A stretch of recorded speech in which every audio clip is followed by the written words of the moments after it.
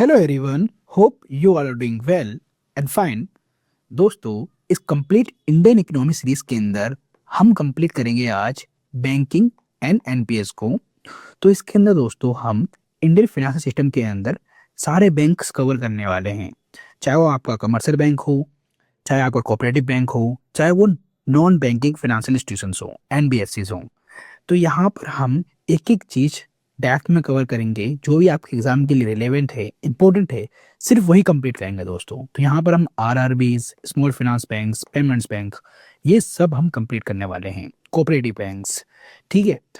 और एक बात और दोस्तों, देखो, आपके एग्जाम के लिए ना आरबीआई बहुत इंपॉर्टेंट है, क्योंकि आरबीआई हमारी कंट्री का सेंट्रल बैंक है।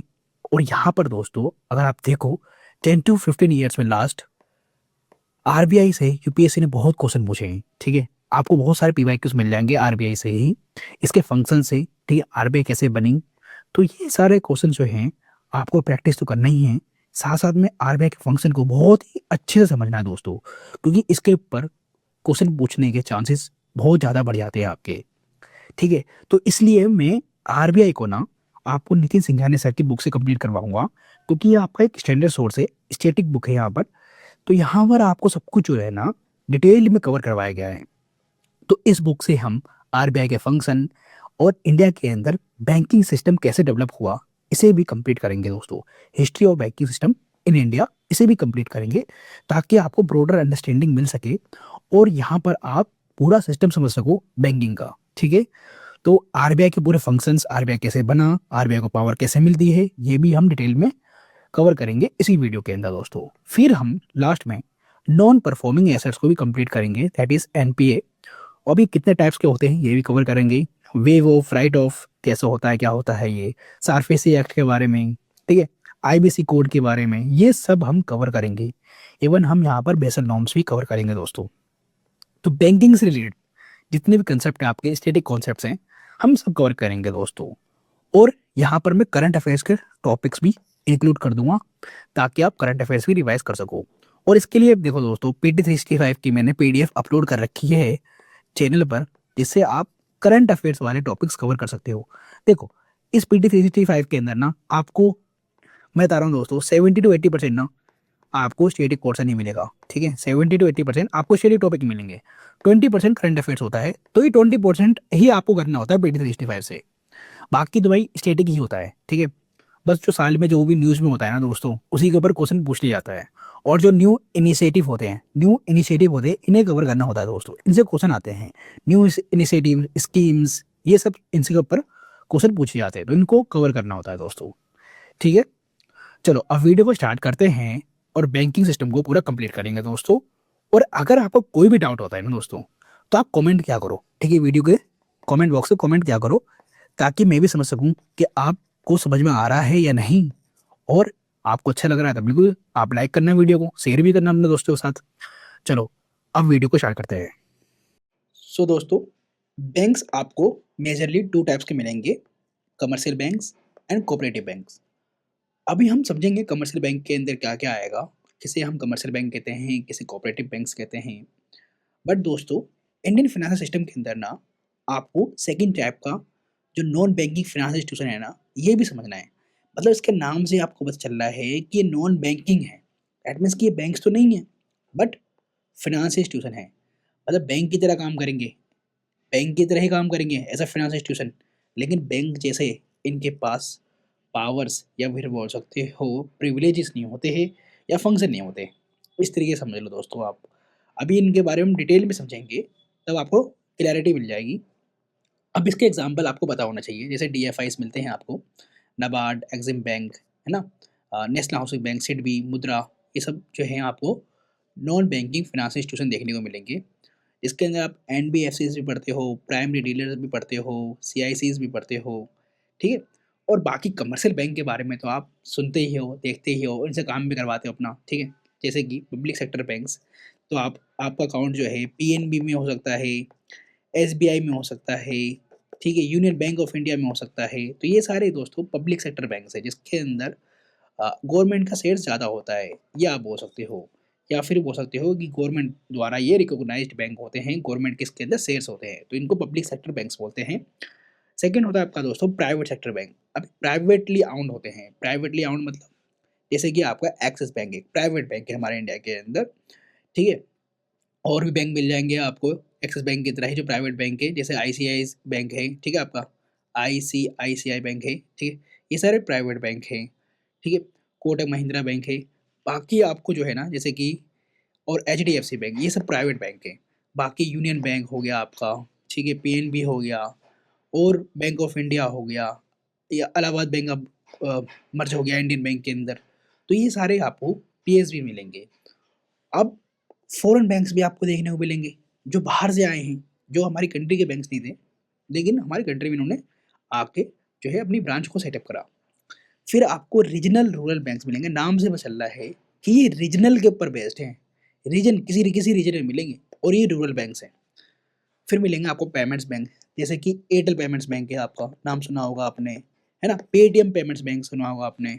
स्मॉल फाइनेंस बैंक्स भी, अब देखो नाम से भी चल रहा है कि इनका काम स्मॉल लेवल पे होगा, स्मॉल फाइनेंस करने का काम होगा इनका, ठीक है? इनका टारगेट ही जो है स्मॉल टारगेट होगा इनका, मतलब इनके पास जो टारगेट्स मिलेंगे वो मतलब स्मॉल फाइनेंस करना है लेकिन ज़रूरतमंद लोगों को करना होगा, ठीक है?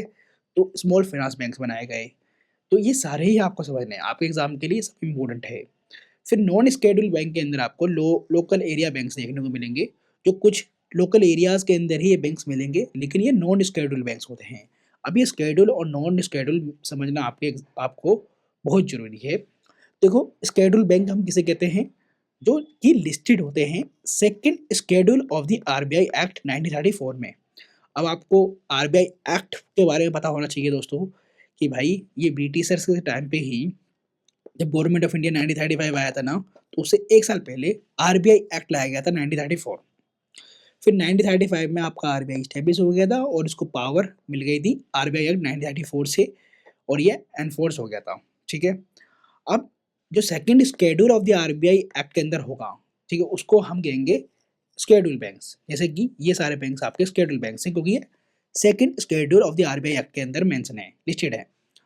अभी लिस्टेड होने के इनके पास क्राइटेरिया होने चाहिए ना, उस एलिजिबिलिटी को फुलफिल करना चाहिए।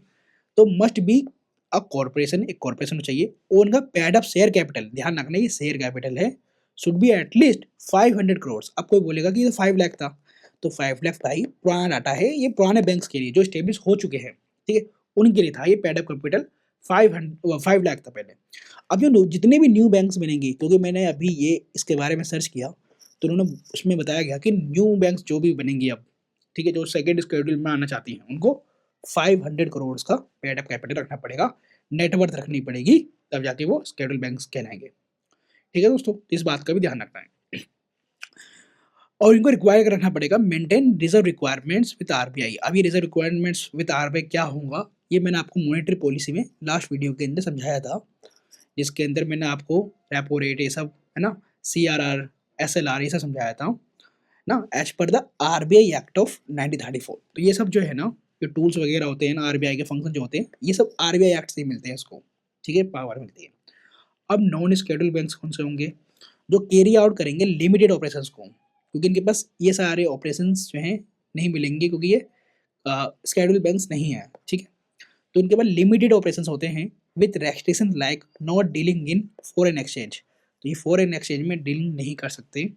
Need to maintain reserve requirements as पर the banking regulation act of 1949 but may not with RBI. तो इसका मतलब आप समझ लो दोस्तों कि इनको मेंटेन तो करना पड़ेगा, मेंटेन तो रखना पड़ेगा इनको रिजर्व रिक्वायरमेंट्स, बट यहाँ पर देखो एक्ट चेंज हो गया, यहाँ पर आरबीआई एक्ट था, तो यहाँ पर बैंकिंग रेगुलेशन एक्ट आ गया 1949 का, और ज़रूरी नहीं है कि ये आरबीआई के साथ ही ये इस रिजर्व रिक्वायरमेंट्स को रखें, ठीक है?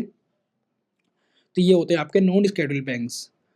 अब देखो दोस्तों, आपको और बैंक्स मिलेंगे, जैसे कि कोऑपरेटिव बैंक देखने को मिलेगा, और कोऑपरेटिव बैंक्स नाम से चल रहा है कि कोऑपरेटिव है, कॉर्पोरेशन के थ्रू ये बना है।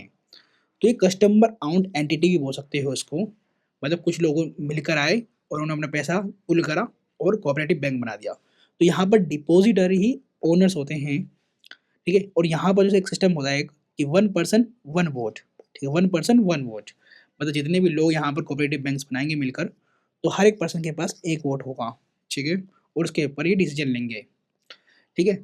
तो ये ध्यान रखना।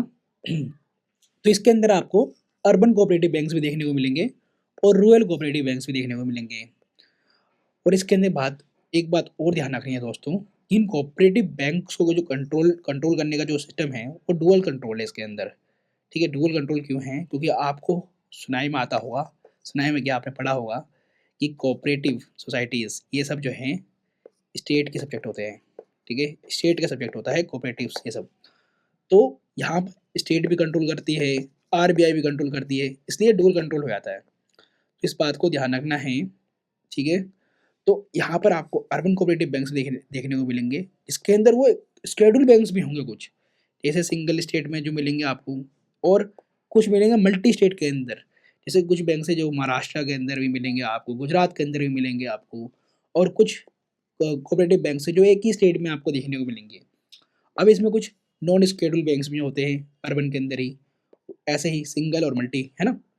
फिर आपको रूरल कोऑपरेटिव बैंक्स में मिलेंगे जो शॉर्ट टर्म के लिए हैं, एक है लॉन्ग टर्म के लिए। मतलब इनका काम शॉर्ट टर्म बोरिंग्स वगैरह या शॉर्ट टर्म जो है टारगेट फुलफिल करना होता है। जैसे कि आपने ये पीएसीएस सुना होगा, डिस्ट्रिक्ट कमर्शियल बैंक सुने होंगे, ठीक है।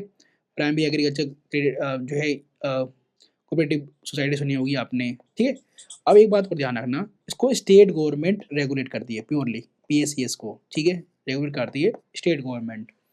और बैंकिंग रेगुलेशन एक्ट 2020 के अंदर, मतलब जब बैंकिंग रेगुलेशन एक्ट के अंदर अमेंडमेंट आया 2020 में, तो इसमें बोला गया जो अर्बन कोऑपरेटिव बैंक्स होंगी और मल्टी कोऑपरेटिव बैंक्स होंगी, इनको प्योरली आरबीआई कंट्रोल करेगा। क्योंकि ये अर्बन कोऑपरेटिव बैंक्स हैं और ये मल्टी स्टेट कोऑपरेटिव बैंक्स हैं, तो एक से ज़्यादा स्टेट के अंदर ये फंक्शन कर रही हैं, तो इनको आरबीआई कंट्रोल करना चाहिए ताकि फेलियर जैसी कोई स्थिति ना बने, ठीक है। तो इस बात को भी ध्यान रखना है दोस्तों। अब देखो एनबीएफसीज के अंदर आपको ये ध्यान रखना है कि ये नाबार्ड वगैरह तो हम पढ़ेंगे, डेवलपमेंट बैंक जितने भी हैं ये सब पढ़ेंगे, ठीक है। ये हम पढ़ेंगे अभी और आपको अभी ये समझ में आ जाएगा, डोंट वरी, ठीक है। अभी हमने यहाँ पर ये पढ़ा था शेड्यूल बैंक्स के अंदर आरआरबीज होती हैं, ठीक है, स्मॉल फाइनेंस बैंक होते हैं, पेमेंट्स बैंक होते हैं। तो इसको समझना बहुत जरूरी है क्योंकि इनके ऊपर यूपीएससी क्वेश्चन पूछता भी है और आ भी रखा है, ठीक है। जैसे आरआरबी के ऊपर क्वेश्चन आ रखा है तो इसको हम अच्छे से पढ़ेंगे। जैसे कि अभी एक स्कीम चल रही है और ये PT 65 के अंदर भी था, वन स्टेट वन आरआरबी, ठीक है। तो गवर्नमेंट ये चाहती है कि जैसे कि यूपी है तो यूपी के अंदर एक स्टेट हो गया यूपी, तो इसके अंदर एक ही आरआरबी हो, ठीक है। अब वो कोई सी भी आरआरबी हो सकती है, ठीक है। आप आरआरबी मतलब गांव के अंदर आपने सुने होंगे रीजनल रूरल बैंक्स के अंदर, तो वो स्टेट के ऊपर नाम के ऊपर वो बैंक्स बने होते हैं, है ना। ऐसे अगर पंजाब है तो पंजाब के अंदर एक ही आरआरबी हो, ठीक है। इनके बीच में टसल ना बन जाए इसलिए इस काम को करा जा रहा है। इसके अंदर एक बात और इम्पोर्टेंट ध्यान रखनी है आपको कि भाई साहब हम जो ये सारे बैंक्स बनाते हैं ना आरआरबीज वगैरह, या हम कुछ स्पेसिफिक फंक्शन के लिए बनाते हैं ताकि ये स्पेसिफिक फंक्शन अच्छे से कर पाए। जैसे पीएसएल टारगेटिंग, ठीक है, प्राइमरी सेक्टर लेंडिंग कर सके, ठीक है, या फिर बोल सकते हो प्रायोरिटी सेक्टर लेंडर, ठीक है, प्रायोरिटी सेक्टर लेंडिंग। तब पी से क्या है? प्रायोरिटी, मतलब प्रायोरिटी बेस पे ये उन सेक्टर को लेंडिंग दे सके। लेंडिंग मतलब लोन प्रोवाइड कर सके, इसलिए इन बैंक्स को स्पेशल फंक्शन दिए जाते हैं। जैसे इनको यहाँ पर बोला गया है कि इनको 75% जो ये लोन प्रोवाइड करेंगे पब्लिक को, उसका जो भी इनका एएनबीसी होता है ना, एएनबीसी होता है, आप ये समझो कि 75% ऑफ लोन, ठीक है। एएनबीसी अभी मत समझो, अगर आपको समझ में नहीं आता है तो मत समझो। जैसे कि एएनबीसी किसी किसी बुक में लिखा होता है, किसी किसी बुक में नहीं लिखा होता है, ठीक है।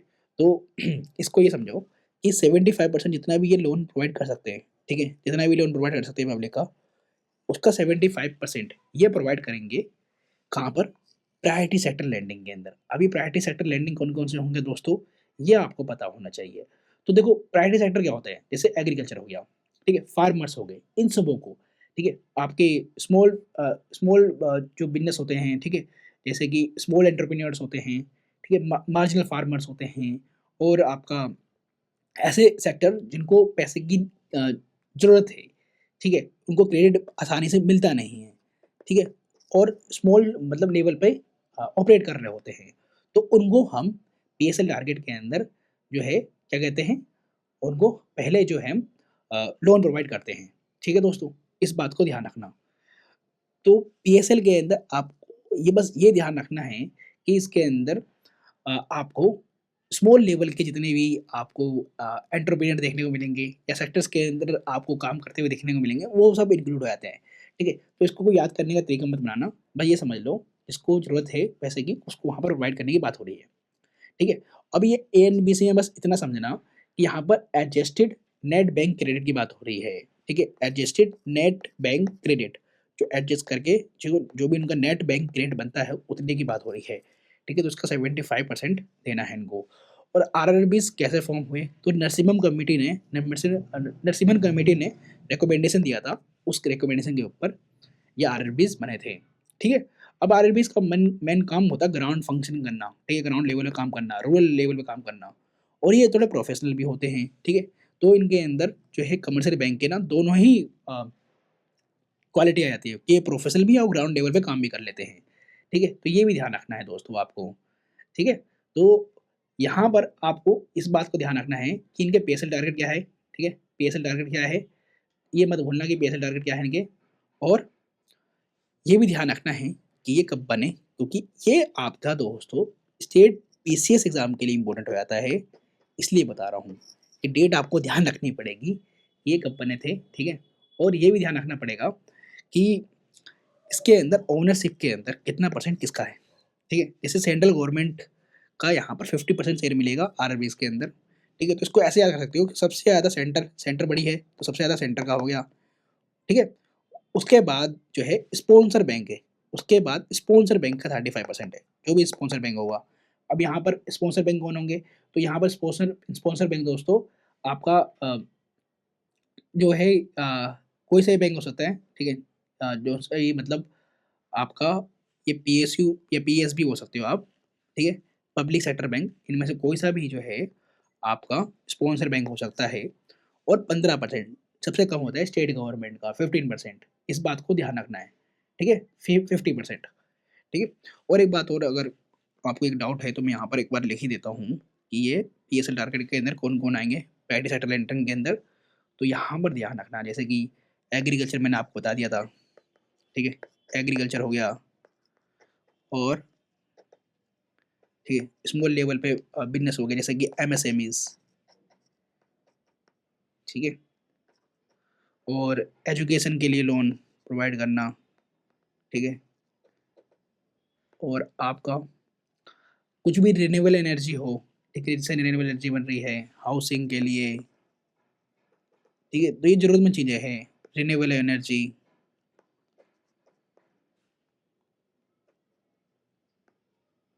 ठीक है? इन सबों के लिए प्रायोरिटी सेक्टर लेंडिंग करी जाती है, ठीक है? वीकर सेक्शन हो गया, है ना? वीकर सेक्शन,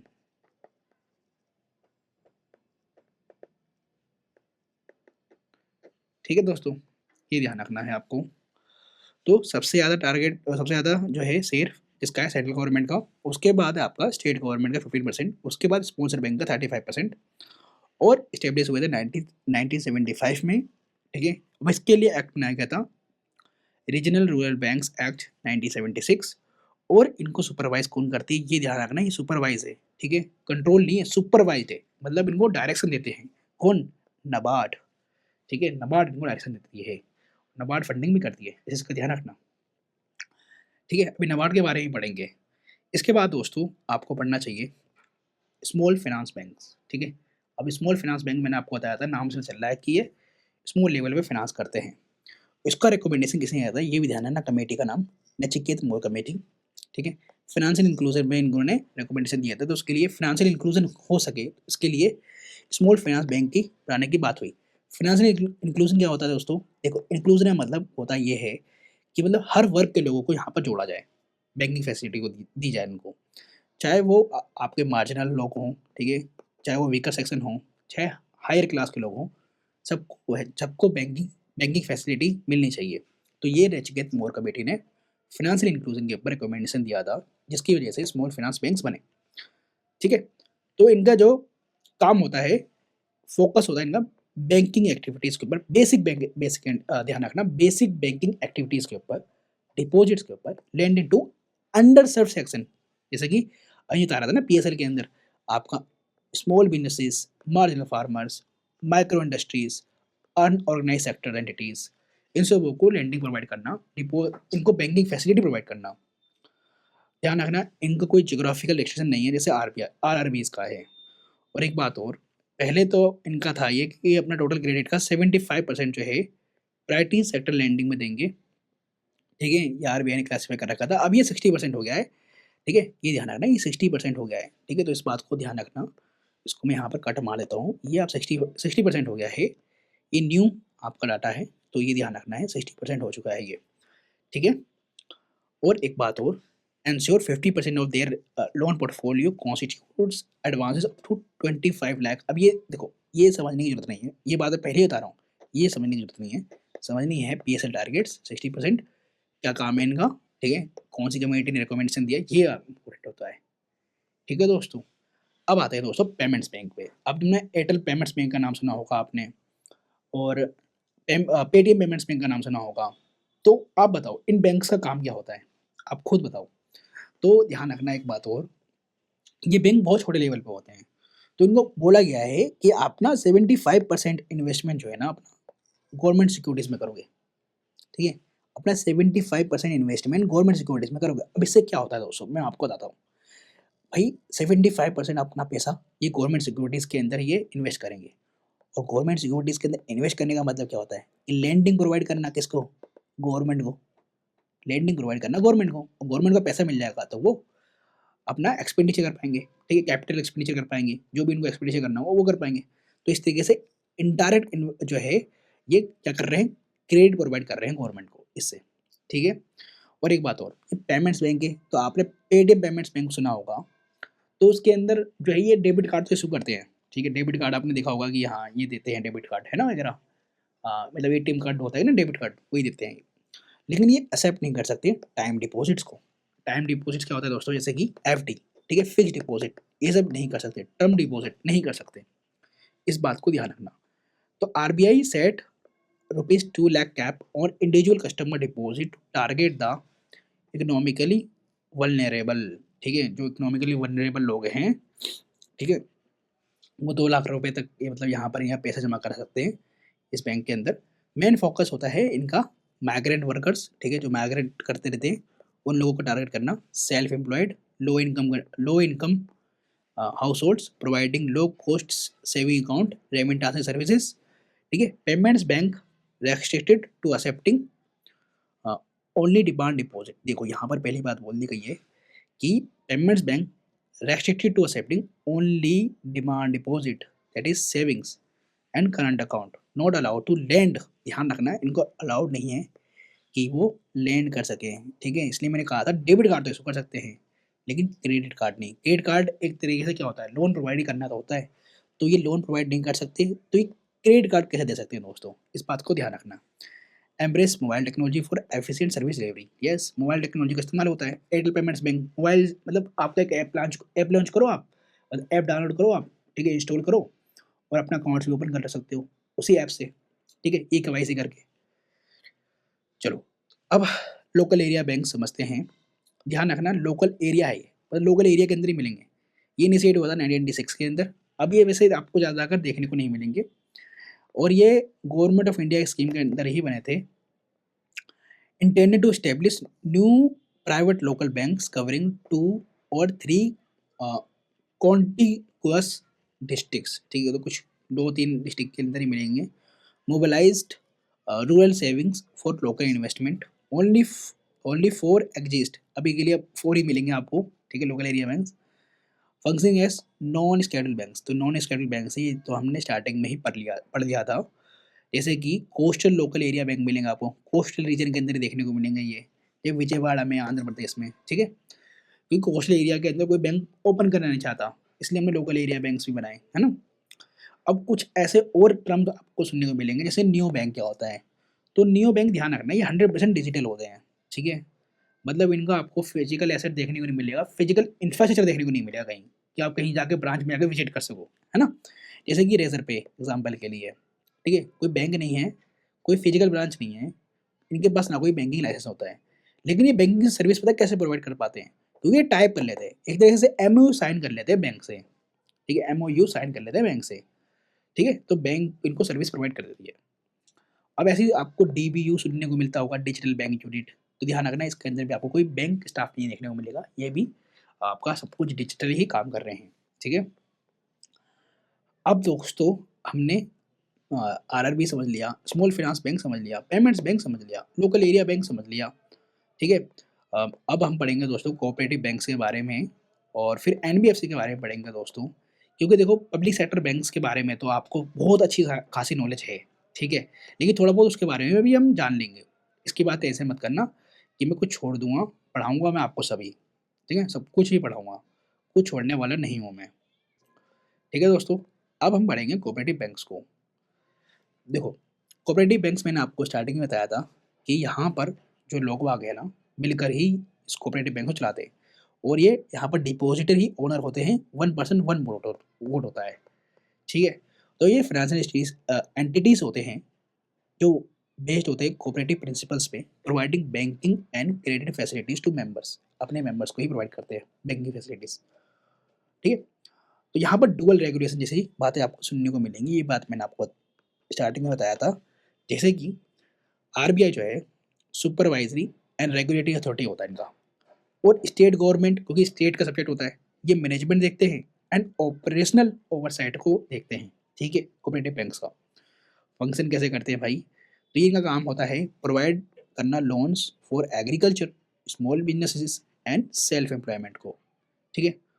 प्रमोट करना फाइनेंशियल इंक्लूजन को इन रूरल एरियाज के अंदर एंड सेमी अर्बन एरियाज के अंदर, और एक्सेप्ट करना डिपॉजिट को, ऑफर करना credit and other banking services. जैसे कि आपको कोऑपरेटिव बैंक्स ये सारे देखने को मिल जाएंगे दोस्तों, जो भी यहाँ पर आपको पिक्चर में देखने को मिल रहा है ना। अब आगे अर्बन कोऑपरेटिव बैंक्स क्या होते हैं, तो ये known as a primary cooperative banks, regulation varies based on registration under the state government cooperative societies act और multi state cooperative societies act, क्योंकि देखो कुछ होते हैं मल्टी स्टेट में, कुछ होते हैं एक ही स्टेट के अंदर, तो इनके जो रेगुलेशन है वो वेरी कर सकता है। ये बात मैंने आपको पहले ही बता दिया था कि जो अर्बन कोऑपरेटिव बैंक्स हैं और मल्टी स्टेट कोऑपरेटिव बैंक है, इसको आरबीआई सुपरवाइज कंट्रोल करता है, ठीक है, तो ये वेरी करता है। और रूरल कोऑपरेटिव बैंक्स क्या होते हैं, यहाँ पर देखो दोस्तों, ये इंश्योर करते हैं क्रेडिट फ्लो को एग्रीकल्चर सेक्टर क्योंकि रूरल एरिया के अंदर है, और इनको सुपरवाइज कौन करेगा, नाबार्ड, जैसे पीएससीएस मैं आपको समझा रहा था। RBI D regulated it's supervisory power, यहाँ पर डी रेगुलेट कर दिया आरबीआई ने, मतलब ये रेगुलेट नहीं कर रहे, ठीक है, रूरल कोऑपरेटिव बैंक्स को, क्योंकि यहाँ पर सुपरवाइज नाबार्ड तो कर रहा है और यहाँ पर जो है स्टेट कर रहे हैं कंट्रोल, ठीक है, पीएससीएस को, इस बात को ध्यान रखना। ये बात मैंने आपको पहले ही बता दी थी, ये रही, ये देखो स्टेट गवर्नमेंट ही इनको रेगुलेट कर रहे हैं पीएससीएस को, ठीक है दोस्तों। अब आगे देखो यहाँ पर ये लिखा हुआ है कि registrar of cooperative societies the at, yes registrar of cooperative societies of the state, ये इनको कंट्रोल करता है। अब इसके अंदर आपको मिलेंगे primary agriculture credit societies PSCS जो विलेज लेवल पे होते हैं, ठीक है, यहाँ लगना outside the purview of the banking regulation act of 1949, इसलिए इनको स्टेट गवर्नमेंट ही कंट्रोल करती है, ठीक है, इसलिए इनको स्टेट गवर्नमेंट ही कंट्रोल करती है। फिर आपको डीसीसी भी देखने को मिलेंगी जो डिस्ट्रिक्ट लेवल पे होती है, डिस्ट्रिक्ट सेंट्रल कोऑपरेटिव बैंक्स, फिर आपको स्टेट कोऑपरेटिव बैंक्स भी देखने को मिलेगा जो स्टेट लेवल पे होती हैं। बस दोस्तों इतना ही समझना था आपको कोऑपरेटिव बैंक्स के अंदर, आपने इनके फंक्शन समझ लिए, फंक्शन बहुत ज़्यादा इंपॉर्टेंट है, इसको ध्यान रखना, ठीक है। चलो अब दोस्तों नॉन बैंकिंग फाइनेंशियल इंस्टीट्यूशंस को समझते हैं। मैंने आपको स्टार्टिंग में बताया था इनके नाम से चल रहा है कि नॉन बैंकिंग फाइनेंशियल इंस्टीट्यूशन है, ये मतलब फाइनेंशियल इंस्टीट्यूशन तो हैं लेकिन जो नॉर्मल वर्क होता है एक बैंक का ये वो काम नहीं करते हैं, ठीक है। बट हाँ एक बात का हमेशा ध्यान रखना है कि इनको रेगुलेट एंड सुपरवाइज्ड आरबीआई करती है, ठीक है, इस बात को ध्यान रखना है आपको कि इनको रेगुलेट एंड सुपरवाइज्ड आरबीआई ही करती है, ठीक है। अब इसके अंदर आपको ऑल इंडिया फाइनेंशियल इंस्टीट्यूशंस भी देखने को मिलेंगे जो कि sector specific long term financing करते हैं, also known as development financial institutions. अब इसके एग्जांपल हैं जैसे कि नाबार्ड, ठीक है, NHB national housing bank, EXIM bank, SIDBI, ठीक है, ये सारे एग्जांपल हैं ऑल इंडिया फाइनेंशियल इंस्टीट्यूशंस के, ठीक है, जो कि एक डेवलपमेंट फाइनेंसिंग इंस्टीट्यूशन होता है। इस बात को ध्यान रखना भाई, कहीं तुम कंफ्यूज कर जाओ कि ये एनबीएफसी क्या है फिर, ठीक है, ये ध्यान रखना कि एनबीएफसी कंपनीज एक्ट से बनी है, आरबीआई एक्ट से नहीं, ना कि बैंकिंग रेगुलेशन एक्ट से, ये कंपनीज एक्ट से बनी है, तो साफ पता चल रहा है कि ये कंपनीज है, ठीक है, इनके पास कोई बैंकिंग लाइसेंस नहीं है, ठीक है। तो इसके अंदर हम कैटेगराइज करेंगे एनबीएफआईएस को, ठीक है, नॉन बैंकिंग फाइनेंशियल इंस्टीट्यूशंस को।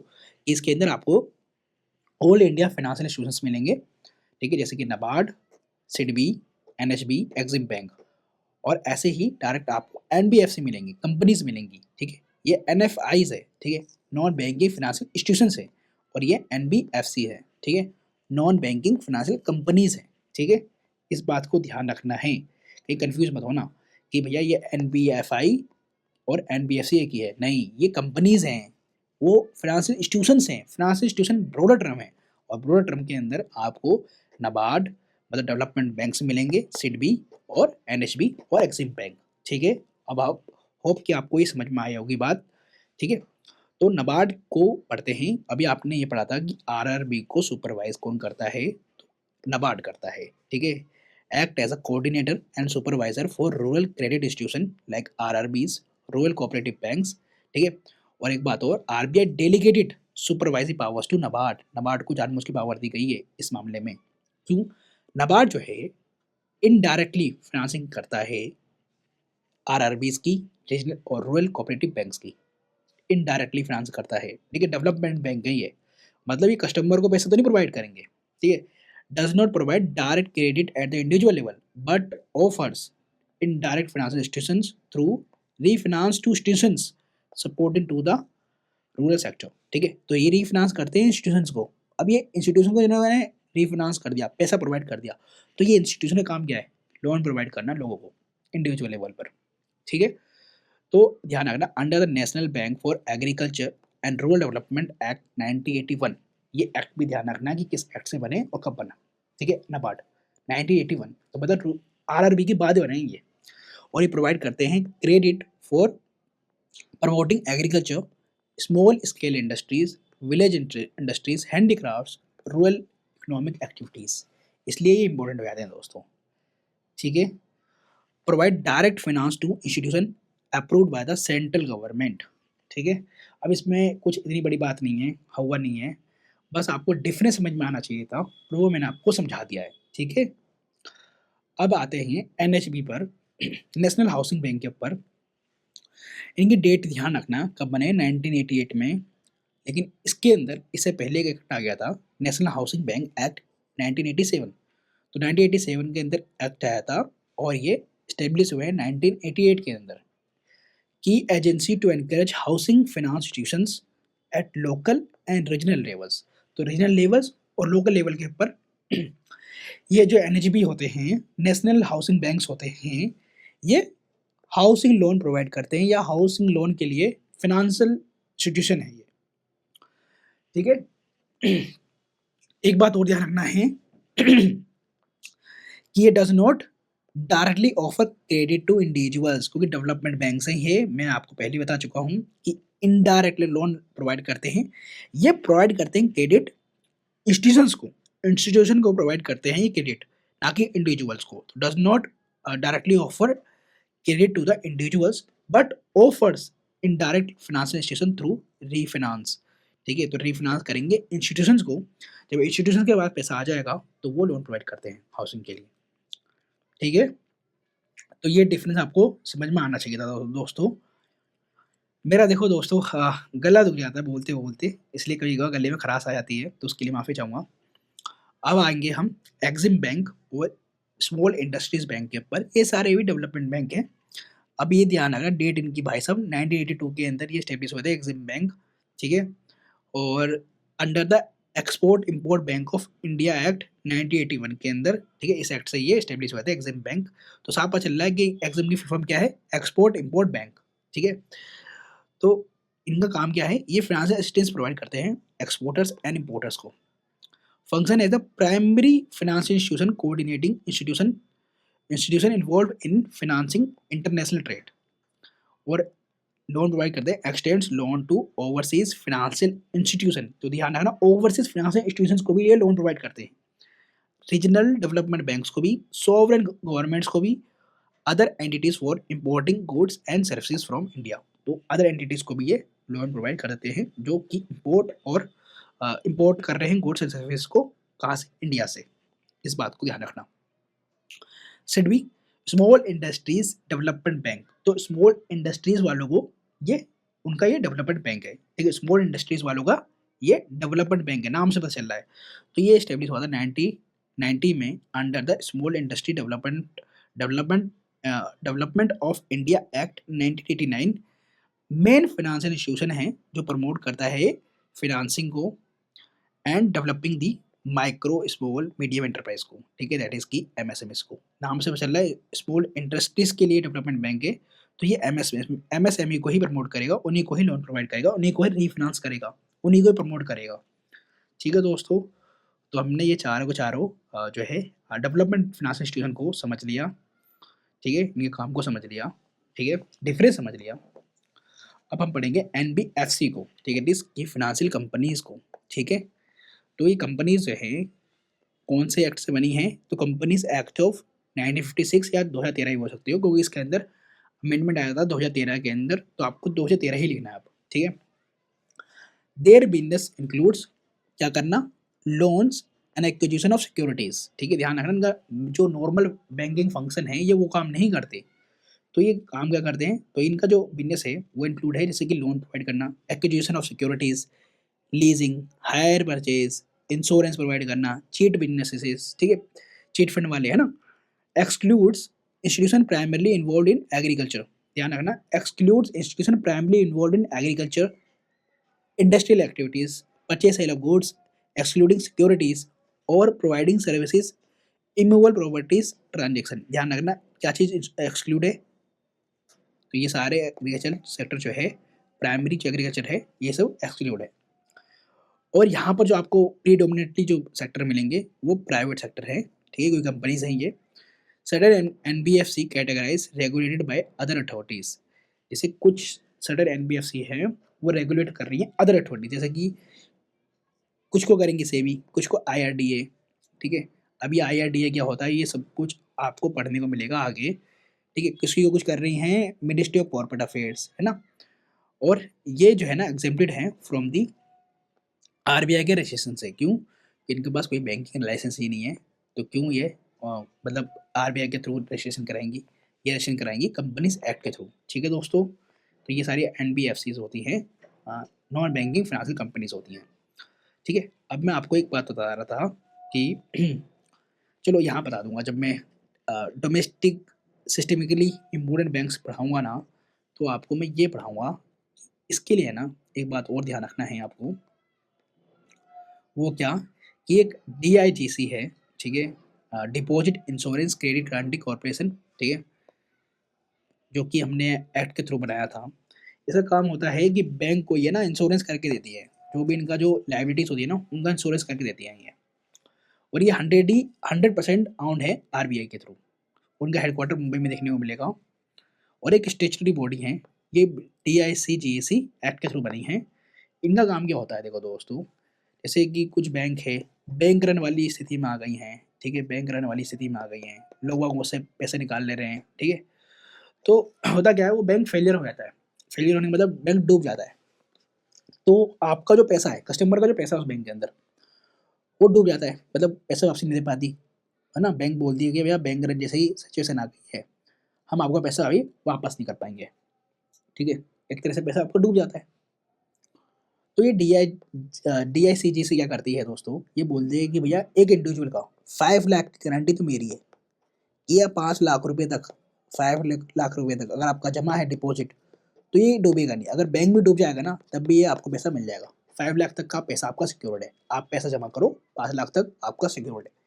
5 लाख से ऊपर का अमाउंट का मैं गारंटी नहीं देता, लेकिन 5 लाख तक का मेरी गारंटी है। अगर आपका 10 लाख रुपए जमा है तो उसमें से 5 लाख तो कंफर्म मेरे को आपको में मिल ही जाएगा, ठीक है।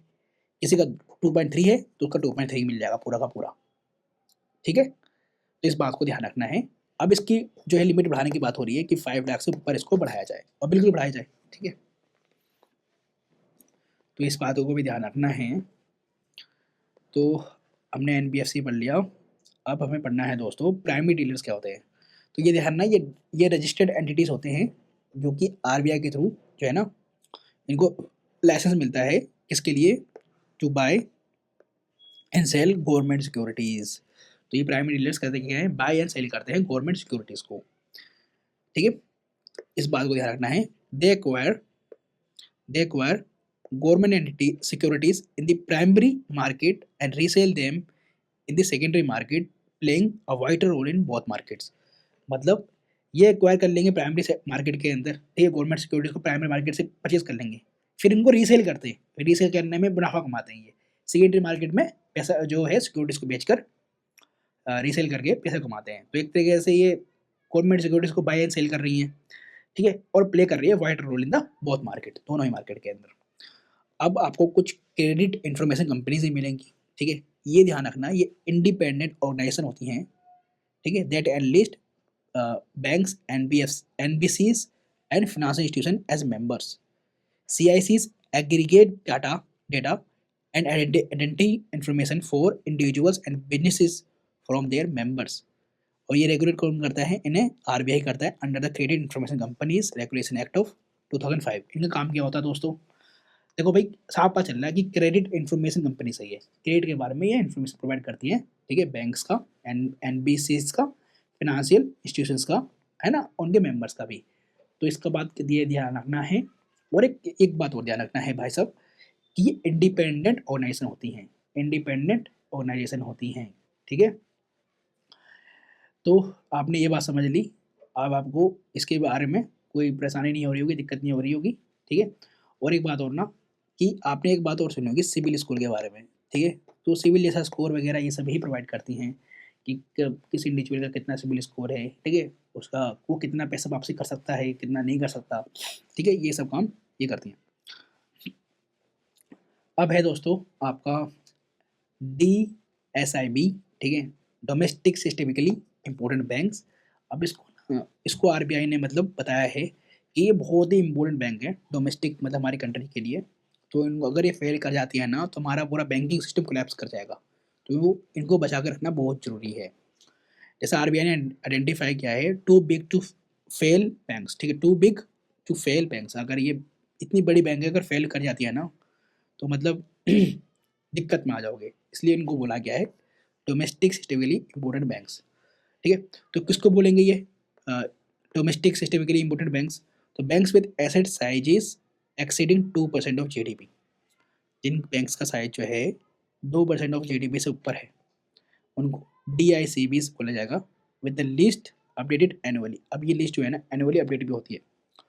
करंट में कौन कौन देखने को मिलेगा, जैसे SBI है, HDFC है, ICICI है, ठीक है, ये सारे banks.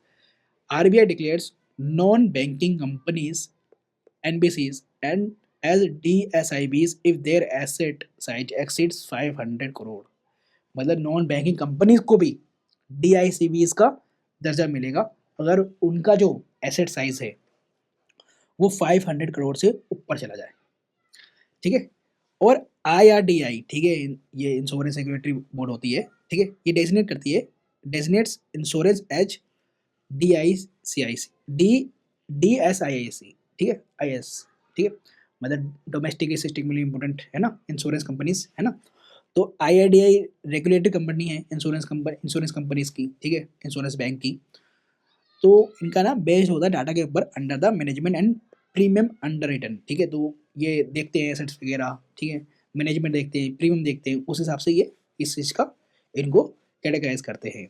For 20 to 2021 LIC, GIC और NIAC डिक्लेयर्ड एज DIS, ठीक है।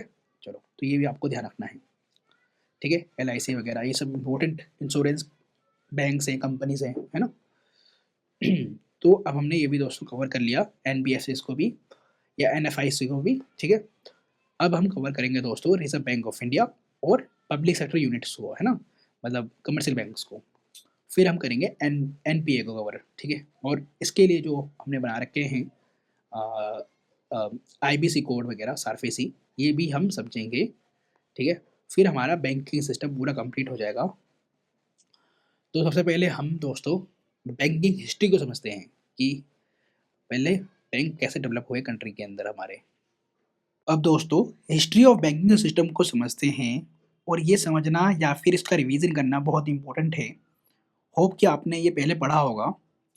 चलो, तो बैंकिंग इन इंडिया जो है स्टार्ट होती है 1770 के अंदर with the establishment of bank of Hindustan. उसके बाद आपको 3 प्रेसिडेंसी बैंक सेटअप देखने को मिलेंगी, जैसे कि बैंक ऑफ कलकत्ता बना 1806 के अंदर। ये ध्यान रखना उस टाइम की प्रेसिडेंसी थी, तो आपको प्रेसिडेंसी बैंक्स देखने को मिलेंगे, जैसे बॉम्बे एक प्रेसिडेंसी थी, ठीक है, तो ये 1840 में, बैंक ऑफ मद्रास 1843 में। अब एक बात और ध्यान रखना है कि भाई इनके ईयर आपको याद रखने पड़ेंगे, रीज़न क्या है, या फिर इनकी क्रोनोलॉजी आपको ध्यान रखनी पड़ेगी। पीसीएस एग्जाम में पूछ लिया जाता है दोस्तों, इसलिए बोल रहा हूँ, ठीक है। तो कलकत्ता कैपिटल थी तो सबसे पहले यहाँ बना, फिर बॉम्बे इंपॉर्टेंट था, फिर मद्रास, ठीक है, ऐसे करके याद रख सकते हो। These banks worked as quasi central banks for many years, ठीक है, तो ऐसे सेंट्रल बैंक की तरह काम कर रहे थे, क्वासी सेंट्रल बैंक की तरह काम कर रहे थे ये, ठीक है, बहुत सालों तक। इन 1921 all these 3 banks were amalgamated to form Imperial Bank of India. Imperial Bank of India continued functioning till 1955, ठीक है, तो ये सारे बैंक तीनों मिलकर इंपीरियल बैंक ऑफ इंडिया बन जाते हैं, और ये 1955 तक काम करते हैं। उसके बाद ये रीनेम हो जाते हैं स्टेट बैंक ऑफ इंडिया, जो आज का टाइम आपको देखने को मिलेगा, ठीक है। फिर 1992 के अंदर एक रॉयल कमीशन आती है इंडियन करेंसी एंड फाइनेंस के ऊपर, ठीक है।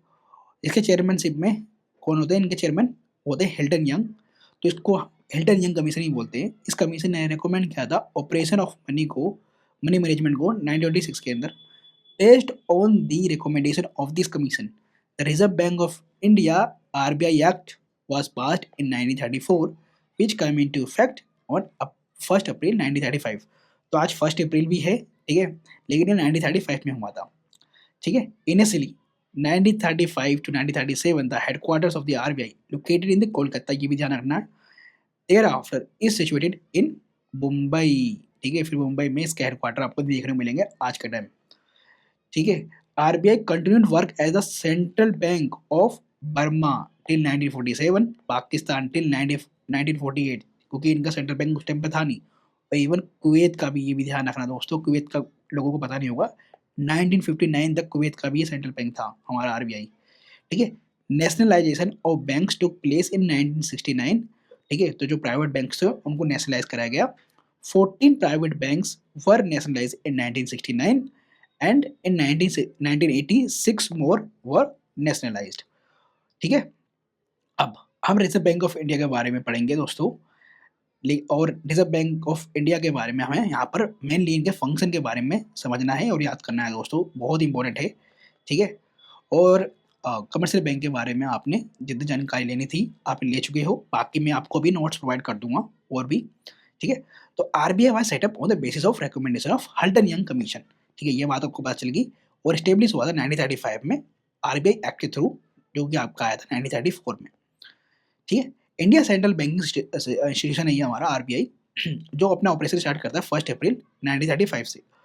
During the British rule as पर the provisions of the RBI act of 1934, RBI started as a shareholders company, that is privately owned था पहले, बट ये नेशनलाइज होता है 1949 के अंदर, ये भी ध्यान रखना है आपको, ठीक है। The transfer of public ownership act 1948 पास होता है, जिससे ये जो है प्राइवेट से पब्लिक बन जाता है, ठीक है, पब्लिक एंटरप्राइज में आता है या फिर पब्लिक बैंक बन जाता है। Thereafter fully owned by government of India. The first governor of the RBI was, ये भी ध्यान रखना है, ओ बॉर्न स्मिथ थे, ठीक है, ओ एस स्मिथ लिख सकते हो आप, ठीक है, जो 1935 से लेकर 1937 तक रहे थे। और फर्स्ट इंडियन गवर्नर जो रहे थे आरबीआई के, वो थे सीडी देशमुख, जो कि 1943 से लेकर 1949 तक रहते हैं। और एक बात और ध्यान रखना, मनमोहन सिंह जो हमारे प्राइम मिनिस्टर हैं, the only prime minister who till now has also served the governor of the RBI during different spans of time. At first, RBI main office was located in Kolkata, but it was moved to Mumbai, ये हमने पढ़ लिया। और 4 zonal office देखने को मिल जाएंगे और 22 regional office देखने को मिल जाएंगे आरबीआई की। The emblem of RBI is tiger, earlier it was lion, ठीक है, एंड अ पाम ट्री भी देखने को मिलेंगी। The RBI is entrusted with a variety of roles, including overseeing the monetary policy, इनका काम मॉनेटरी पॉलिसी ही को मैनेज करना, कंट्रोल करना होता है, ठीक है, मॉनेटरी पॉलिसी ही बनाते हैं, इसके लिए एमपीसी बनाई गई है। और ये मैंने आपको मॉनेटरी पॉलिसी के अंदर पढ़ा दिया है, मनी एंड मॉनेटरी पॉलिसी के अंदर पढ़ा दिया है। Regulation and supervision of the financial system, ठीक है, payment system, management of the foreign exchange, ध्यान रखना ये मैनेजमेंट करते हैं फॉरेन एक्सचेंज का भी, इशूइंग करेंसी, करेंसी भी ये इशू करते हैं, promotion of national objectives and crediting short term loans to government, ठीक है, तो शॉर्ट टर्म लोन भी प्रोवाइड करते हैं गवर्नमेंट को।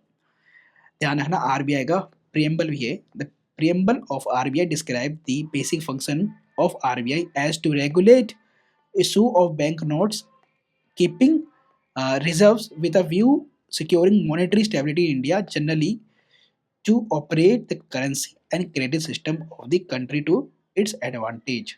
That means कि आरबीआई के प्रेम्बल में आपको क्या देखने को मिलेगा कि भैया इनका काम है to regulate bank notes and keeping reserves with a view to securing monetary stability in India, ठीक है, तो हमें रिजर्व भी संभाल के रखना है जिससे हम सिक्योर कर पाए मॉनेटरी स्टेबिलिटी इंडिया के अंदर, और जनरली ऑपरेट द करेंसी, मतलब करेंसी को ऑपरेट करेंगे, क्रेडिट सिस्टम को ऑपरेट करेंगे, है ना, कंट्री के, ताकि हमें एडवांटेज मिल सके, ठीक है, एक बेहतर लेवल पे हों। और एक बात और कि फाइनेंशियल ईयर जो आरबीआई का है ना वो 1 जुलाई से 30 जून तक का होता है, ठीक है, ये ध्यान रखना है, 1 to 30 June. The RBI has 4 fully owned subsidiaries, ये भी ध्यान रखना है कि आरबीआई के 4 फुल्ली owned सब्सिडरीज देखने को मिल जाएंगे, जैसे कि मैंने आपको अभी पढ़ाया था डीआईसीजीसी, ठीक है, गवर्नमेंट आउंड है ना, मतलब आरबीआई आउंड है ये, ठीक है, और ये है क्या दोस्तों, deposit insurance credit guarantee corporation of India, ठीक है, फर्स्ट तो ये है, फिर है भारतीय रिजर्व बैंक नोट मुद्रण प्राइवेट लिमिटेड, ठीक है, और फिर है थर्ड आपका reserve bank information technology private limited, और फोर्थ है आपका financial technology and allied services, तो ये सारे नाम भी आपको ध्यान रखना है। The affairs of the RBI govern by the central board of directors, तो ठीक है, तो जितने भी अफेयर्स है आरबीआई के इसके अंदर आपको डायरेक्टर्स देखने को मिलेंगे, विच कंप्राइज द फॉलोइंग 21 मेंबर्स, ठीक है, 21 मेंबर्स होते हैं इसके अंदर। ऑफिशियल डायरेक्टर्स इंक्लूड गवर्नर, तो आरबीआई गवर्नर होंगे, not more than 4 deputy governors, तो इसके अंदर आपको 4 डिप्टी गवर्नर्स भी देखने को मिलेंगे, और उनका टेन्योर जो होगा 5 साल से ज़्यादा का नहीं होने वाला, ठीक है, ये भी ध्यान रखना है। नॉन ऑफिशियल डायरेक्टर्स भी देखने को मिलेंगे, 10 directors from various fields nominated by the government of India, they hold office for 4 years, 1 director nominated by each of the 4 local boards of the RBI. अब ये 4 लोकल बोर्ड्स कौन से हैं, तो ये वाले, ठीक है दोस्तों, ठीक है, एक एक डायरेक्टर यहाँ से आएगा जो कि नॉमिनेट करेंगे ये 4 लोकल बोर्ड्स, ठीक है, तो गवर्नमेंट ऑफिशियल्स भी होंगे जो नॉमिनेट होंगे गवर्नमेंट ऑफ इंडिया के द्वारा, ठीक है, और फिर यहाँ पर गवर्नर एंड डिप्टी गवर्नर्स जो होंगे आरबीआई के, ये नॉमिनेट कौन करता है दोस्तों, गवर्नमेंट ऑफ इंडिया करते हैं, और इनका टेन्योर 5 ईयर्स तक का ही होता है, ठीक है, नॉट मोर देन 5 ईयर्स, ठीक है। अब फंक्शन ऑफ द आरबीआई, ये बहुत इंपॉर्टेंट है, बहुत बहुत इंपॉर्टेंट है, तो इसको बहुत अच्छे से पढ़ना है आपको, ठीक है, बिल्कुल भी नहीं छोड़ सकते आप इसे। जैसे कि आरबीआई का मेन फंक्शन क्या है, issuer of the bank notes, ठीक है, तो RBI enjoys the monopoly of issuing currency notes except, ये ध्यान रखना, 1 रुपये का नोट ये इशू नहीं करेंगे, ये कौन करता है, गवर्नमेंट ऑफ इंडिया करता है, मिनिस्ट्री ऑफ फाइनेंस, जिसके अंदर फाइनेंस सेक्रेटरी या फिर बोल सकते हो उनके साइन होते हैं, ठीक है। 1 rupee note and coins of all denomination, ध्यान रखना, coins of all denomination are minted and issued by the government of India, not the RBI, but they are circulated through RBI, लेकिन इनको circulate RBI करेंगे। The RBI adopted minimum reserve system for note since 1957, according to which it has to maintain gold and foreign currency reserves worth 200 crore, out of which 115 crore should be in gold। देखो जब भी note छापना होगा ना RBI को, तो ऐसा नहीं है कि वो ऐसे छापते हैं कि नोट, ठीक है, तो आरबीआई ने अडॉप्ट किया है मिनिमम रिजर्व सिस्टम को, कि भैया वो भी एक रिजर्व सिस्टम रखेंगे, ठीक है, जब भी वो नोट को इशू करते हैं, ठीक है, कब से 1957 से इन्होंने करा है ये काम, ठीक है, तो वो क्या करेंगे, गोल्ड के अंदर अपना रिजर्व मेंटेन करेंगे, फॉरेन करेंसी के अंदर मेंटेन करेंगे, कितने का, तो 200 करोड़ का। अब ये 200 करोड़ कैसे होगा, तो 115 करोड़ तो इसके अंदर ये गोल्ड होना चाहिए दोस्तों, बाकी फॉरेन करेंसी हो सकती है। फिर सेकंड फंक्शन भी इंपॉर्टेंट है इनका, बैंक टू द गवर्नमेंट, ठीक है, तो RBI acts as a banking agent and financial advisor to the central as well as state government, तो स्टेट गवर्नमेंट के भी ये फाइनेंशियल एडवाइजर होते हैं, ध्यान रखना, एजेंट की तरह काम करते हैं उनके लिए भी। It manages government secure accounts and treasuries, it perform the function of creating loans to the government, ठीक है, तो लोन भी प्रोवाइड करते हैं ये गवर्नमेंट को, without any interest for the short term, ठीक है, तो शॉर्ट टर्म के लिए कोई इंटरेस्ट भी नहीं लेते गवर्नमेंट से। और आरबीआई बाय करती है एंड सेल करती है गवर्नमेंट सिक्योरिटीज को, ये भी बात ध्यान रखना, on behalf of on the on government behalf. It gives monetary and financial advice to the governments, इस बात को बिल्कुल बिल्कुल ध्यान रखना है आपको, ठीक है। It gives monetary and financial advice to the government, और यही आरबीआई का काम होता है कि वो गवर्नमेंट सिक्योरिटीज को बाय और सेल करती है ऑन बिहाफ ऑफ गवर्नमेंट। फिर थर्ड फंक्शन आया आपका बैंकर्स बैंक, ठीक है। बैंकर्स बैंक मतलब बैंक ही बैंक है ये, ठीक है। All other all other banks in the country keep their part of cash balances with RBI, ये मैंने आपको मॉनेटरी पॉलिसी के अंदर पढ़ाया था, सीआरआर एसएलआर, ठीक है। As deposit to meet the liabilities in the time of crisis scheduled commercial banks keep cash balances in two ways, they keep part of cash balances with themselves और other part is kept with the RBI। बताओ इनमें से कौन सा वो अपने पास रखते हैं और कौन सा आरबीआई के साथ रखना पड़ेगा, सीआरआर या एसएलआर, जल्दी बता दो मुझे फटाफट, ठीक है। सीआरआर या एसएलआर, ठीक है, फटाफट बता दो मुझे, है ना। और एक बात और, ये ऐसा क्यों करा जाता है, ठीक है, कि वो अपने रिजर्व को साइड में रखें ताकि ऐसे जब भी बैंक का क्राइसिस ना आ जाए, बैंक के अंदर क्राइसिस ना आ जाए, बैंक रन जैसी सिचुएशन ना आ जाए, ठीक है, इसलिए इस कैश रिजर्व को साइड में रखा जाता है, ठीक है।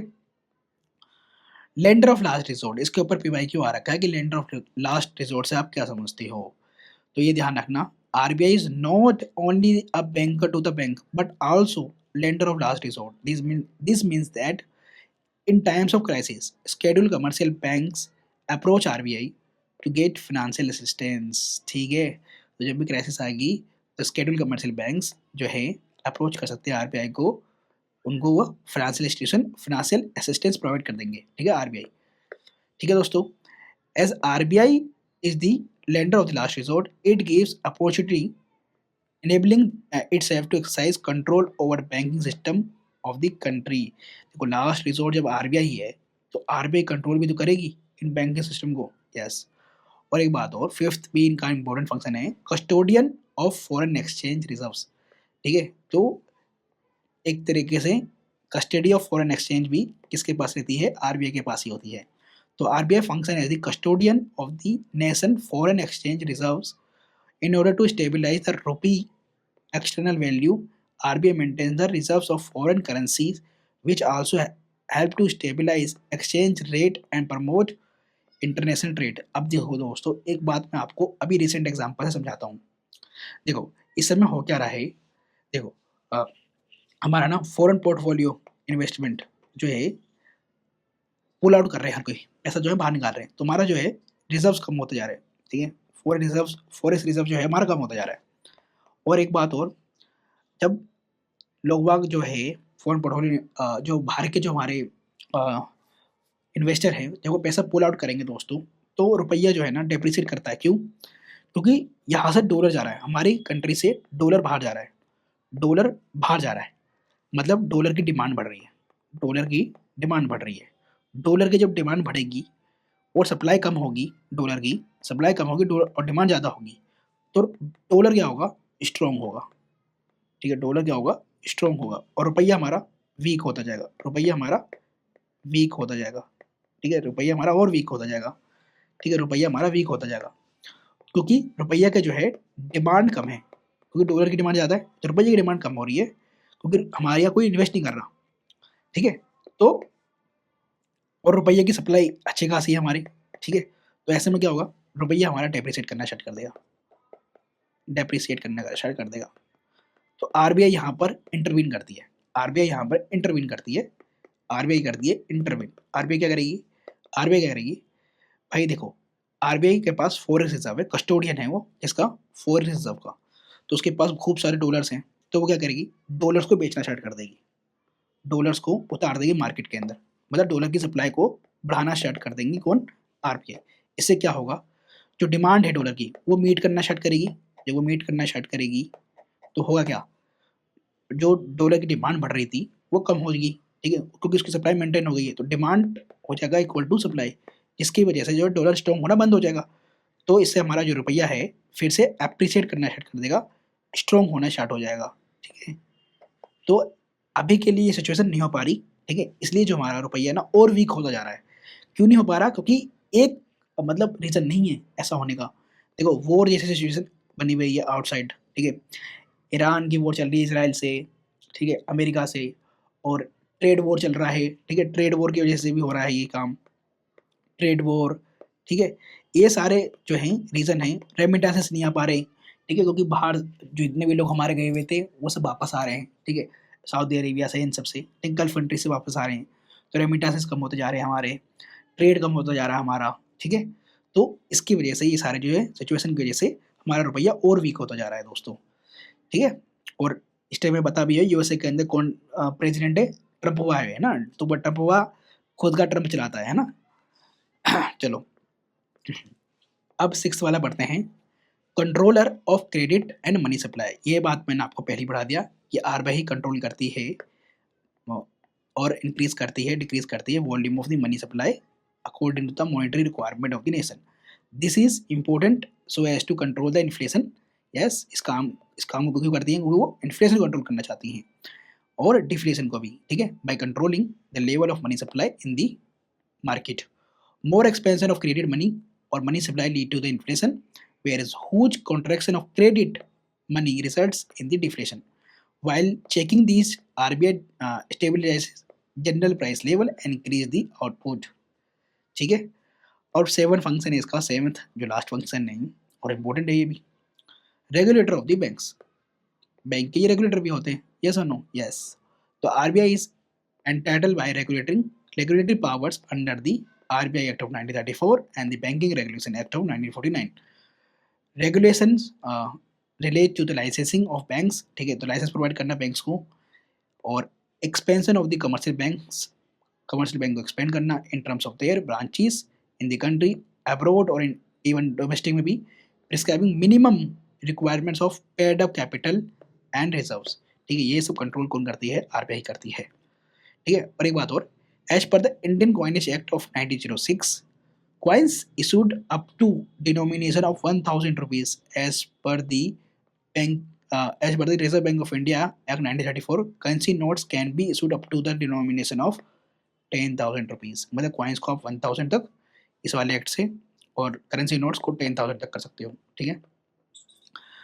यहाँ पर ये भी लिखा हुआ है कि 1 rupee note is only currency note which bears signature of the finance secretary of the government of India, not the governor of the RBI। ये बात को ध्यान रखना, ये बात मैंने आपको पहले बता दी, ठीक है? तो currency notes printing and coins printing कैसे होती है ये बात बता रखी है, ठीक है? ये भी इंपॉर्टेंट है दोस्तों, पढ़ना है आपको। लाइबिलिटीज ऑफ द बैंक क्या क्या होती हैं, ठीक है? ये बहुत इंपॉर्टेंट है। जैसे डिमांड लाइबिलिटीज, देखो भी आप पैसा जमा करते हो करंट अकाउंट के अंदर, ठीक है? सेविंग अकाउंट के अंदर, ये सब लाइबिलिटीज होती है बैंक की दोस्तों, ठीक है? तो आपका जो भी होता है ना, ये सब लाइबिलिटीज होती है बैंक की। बैंक के एसेट क्या होते हैं? तो जो लोन प्रोवाइड करते हैं बैंक्स, वो बैंक के एसेट्स होते हैं। जैसे टाइम लाइबिलिटीज भी होगी इनकी, जो फिक्स्ड डिपॉजिट करते हैं हम, ठीक है? और other demand and time liabilities भी इनकी लाइबिलिटी होती है, इनको पैसा वापस करना पड़ता है। और एसेट्स ऑफ द बैंक क्या होते हैं? एसेट्स ऑफ द बैंक, ये एसेट्स ऑफ द बैंक क्या होते हैं? जैसे कि एडवांसेस बाय द बैंक, जो लोन प्रोवाइड करते हैं, investment by the bank, money at call, short notice, ठीक है? ये सारे एसेट्स होते हैं बैंक के। और ये मॉनेटरी पॉलिसी मैंने आपको लास्ट वीडियो के अंदर बढ़ा दी थी, ठीक है? ये सारी मॉनेटरी पॉलिसी, सीआरआर, एसएलआर, ठीक है? क्वांटिटेटिव जितने भी टूल्स थे सब पढ़ा दिया था मैंने, ठीक है दोस्तों? अब आगे देखते हैं इसके अंदर और क्या पढ़ सकते हैं हम अभी। हाँ, कमर्शियल बैंक मेरे को आपको पढ़ाना था, तो मैंने आपको बताया था शेड्यूल कमर्शियल बैंक कौन होते हैं? जो सेकंड शेड्यूल में लिस्टेड होते हैं, ठीक है? Under the RBI act of 1934, ठीक है? और जो ये शेड्यूल कमर्शियल बैंक है ना, ये रेगुलेट कराया जाता है इनको provisions of banking regulation act of 1949 से, ठीक है? तो इनके पास ये सारी जो है ना फैसिलिटीज होती है, बेनिफिट्स होती हैं, एमएसएफ, सीआरआर, एसएलआर की, जो मैं आपको लास्ट वीडियो के अंदर पढ़ा चुका हूँ। Criteria for recognition of schedule commercial banks, ये सारे दे रखे हैं, ठीक है? कौन कौन से आपको भी शेड्यूल कमर्शियल बैंक देखने को मिलेंगे? State bank of India, nationalised bank. ध्यान रखना, स्टेट बैंक ऑफ इंडिया को हम अलग ही कैटेगराइज करते हैं। क्यों? क्योंकि पहले ये इंपीरियल बैंक था, ठीक है? चलो, और ये 1955 में हुआ था, याद है ना आपको, ठीक है? बाकी नेशनलाइज्ड बैंक होते हैं जो बाद में हुए थे, है ना? Indian private banks, private sector foreign banks, और रीजनल रूरल बैंक्स, ठीक है। आरआरबी मैंने आपको पढ़ा दिया है, ठीक है। तो नेशनलाइज कैसे हुआ बैंक का, ये भी पढ़ना है आपको, ठीक है। अब आगे, अब मर्जर ऑफ बैंक आपको बताया कि बैंक मर्जर हो रहे हैं, ठीक है। आगे आरआरबी मैंने आपको पढ़ा दिया है, कोऑपरेटिव बैंक्स मैंने आपको पढ़ा दिया,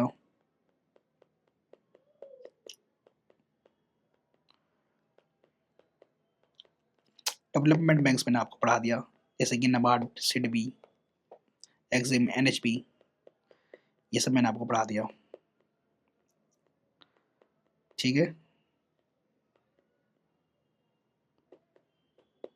चलो आगे,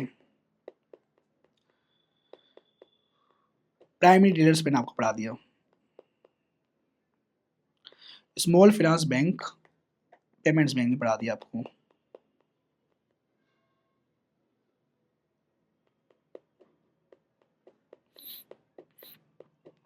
ठीक है दोस्तों।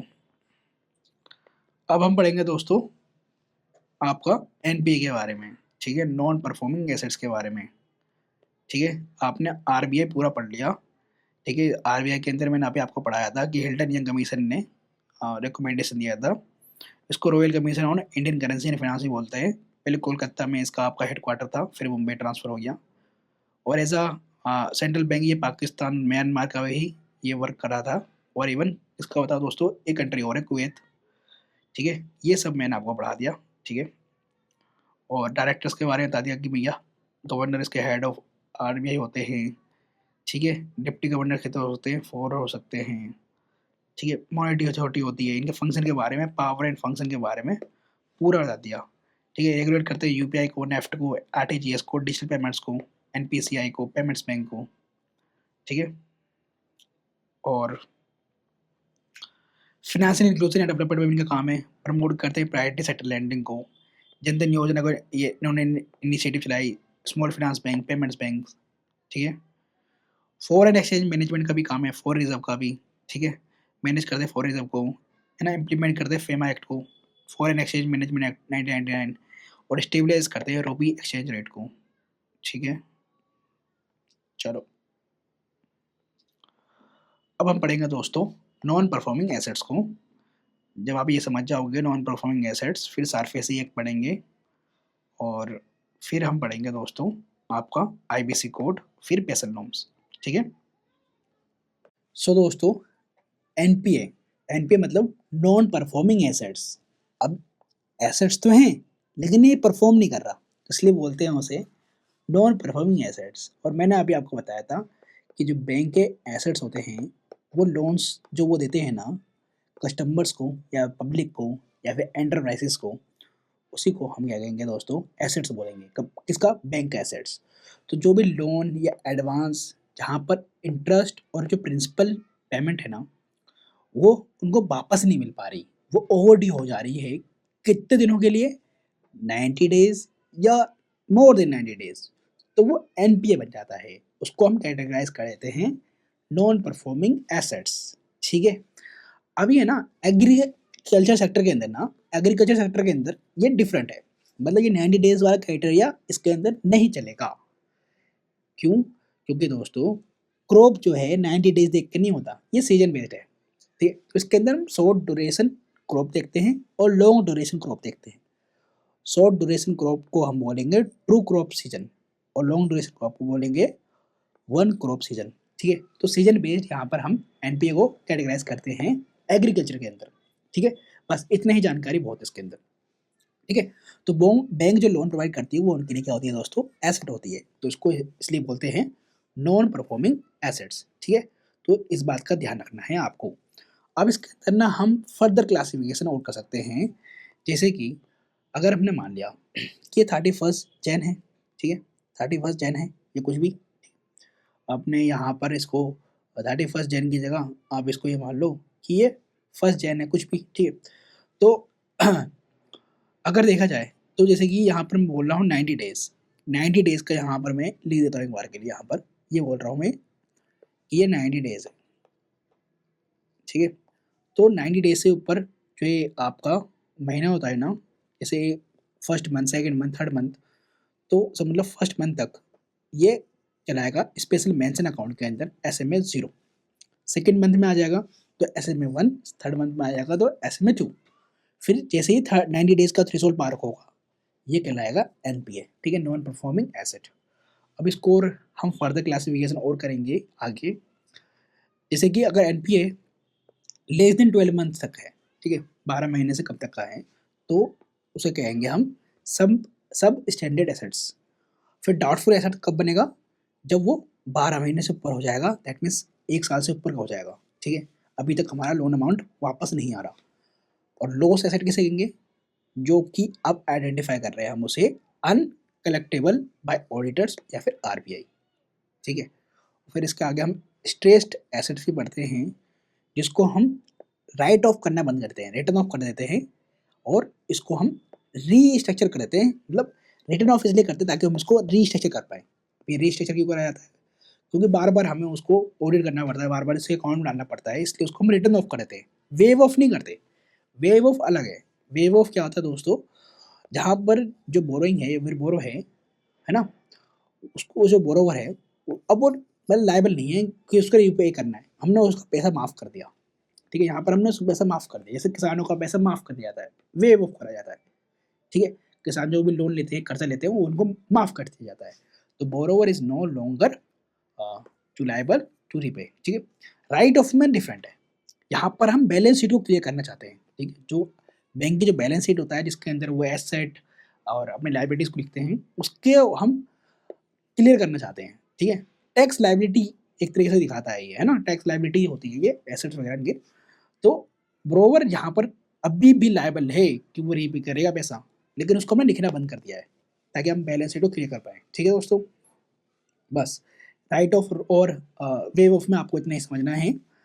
अब आगे दोस्तों NPA के लिए हमने क्या लेजिस्लेशन लेकर आए, ठीक है, बैंक लेड इनिशिएटिव क्या है, कि NPA का रिकवरी कैसे कर पाए हम, ठीक है, रेगुलेटरी मैकेनिज्म क्या है, गवर्नमेंट इनिशिएटिव क्या है, ये भी आपको पढ़ना है।